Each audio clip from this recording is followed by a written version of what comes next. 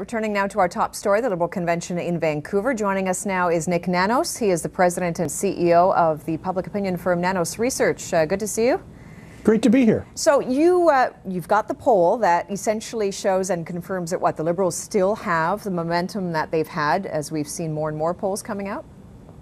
Absolutely. The latest Nanos poll, which was completed Thursday night, shows the Liberals at 36% and the Conservatives at 33%. So compared to the last election, there's been significant movement in favor of the Liberals, and they have a marginal advantage, but it's still very tight. Has the momentum slowed? Is it pretty much consistent with the kind of momentum that they've had? Well, actually, it's interesting. When we look at the month-over-month change, it's been fairly static, which means that just by changing the Liberal leader and having Michael Ignatieff step in as the interim leader propelled Liberal support in the short term. But what we're waiting to see right now is to whether the Liberal trend will continue or whether it will not, because the thing is that as Canadians get to know Michael Ignatieff better, the thing to watch is, will those Liberal numbers continue to move? Will they stay the same? Or perhaps could they go down, depending on what the Conservative attack machine does? Right, yeah, very interesting, all of it. And you actually did ask a very specific question on who would be the better Prime Minister, Mr. Harper or Mr. Ignatieff, and what was the result there? Well, what it showed is that the Prime Minister, Stephen Harper, still has a marginal advantage, about a 5-point advantage over Michael Ignatieff. It's about 32-27. But when we look at the regional numbers, there's a real stark story that's taking place. In the province of Quebec, Prime Minister Stephen Harper is not popular.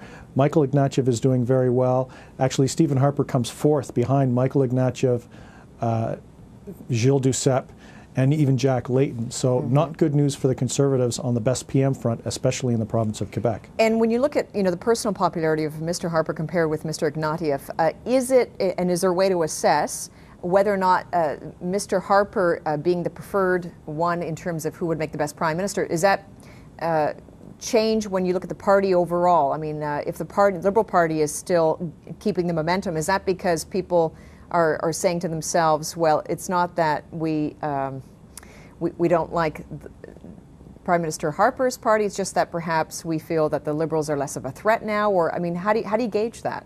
Well, a lot of the movement, when you look numerically at what's happening, is actually as a result of the changes in the province of Quebec.